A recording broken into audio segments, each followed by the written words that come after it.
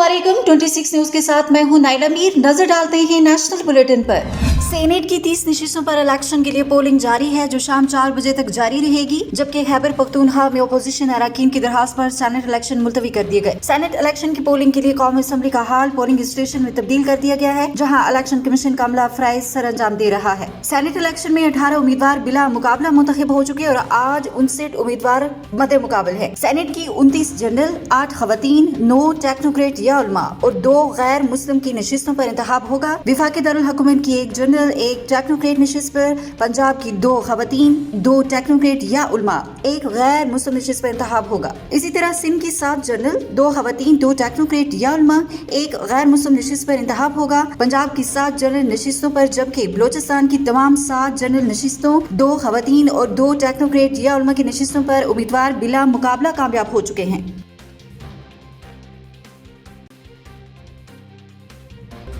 साबिक chief justice Pakistan तसद्दुक हुसैन जिलानी ने Islamabad high court के 6 जजेस के खत के मामले पर इंक्वायरी कमीशन की सरबराही से मुआवजत कर ली। जस्टिस रिटायर्ड तसद्दुक हुसैन जिलानी ने वज़ीर-ए-आज़म शहबाज शरीफ को खत लिखकर कमीशन की सरबराही से मुआवजत की। साबिक चीफ जस्टिस ने खत में वज़ीर-ए-आज़म काबीना, चीफ जस्टिस पाकिस्तान काजी फैज़ ईसा और सुप्रीम कोर्ट के सीनियर तरीन जज जस्टिस मंसूर अली शाह का शुक्रिया अदा किया।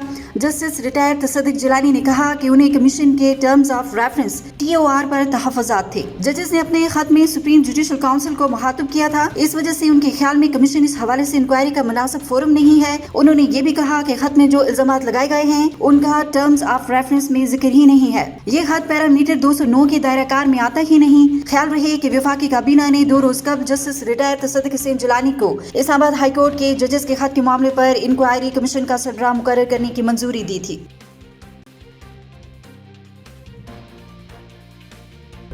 वज़ीर आला पंजाब मरियम नवाज ने कहा है कि कोई इलाका तरक्की से महरूम नहीं रहेगा। वज़ीर आला पंजाब मरियम नवाज की ज़ेर सदारत पंजाब की पार्लिमानी पार्टी का इजलास हुआ, जिसमें मुस्लिम लीग नून, पीपल्स पार्टी, मुस्लिम लीग काफ और IPP के अरकान असम्बली ने शिरकत की। इजलास में सेनेट इलेक्शन की हिकमत अमली तय की गई, जबकि इस मौके पर पीपल्स पार्टी की तरफ से अपनी खातून उम्मीदवार को दस्तबरदार करवाने को सराहा गया। इस मौके पर वज़ीर आला पंजाब मरियम नवाज ने कहा कि सबकी वज़ीर आला हो, साथ मिलकर चलेंगे। हमारा अज़्म पंजाब की तरक्की है, अब कोई इलाका तरक्की से महरूम नहीं रहेगा।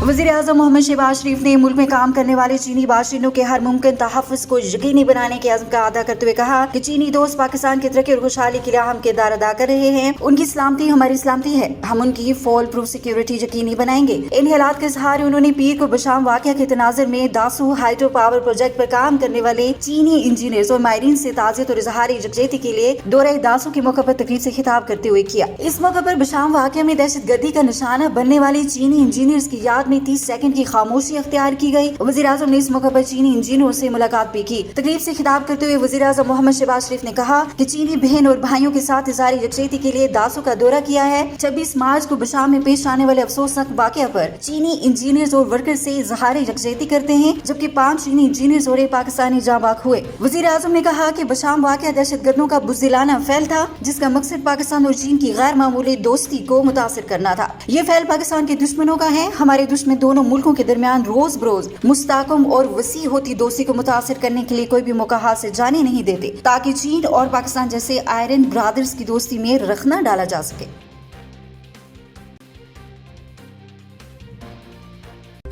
अब तक के लिए इतना ही। मजीद खबरों और अपडेट्स के लिए देखते रहें 26 न्यूज।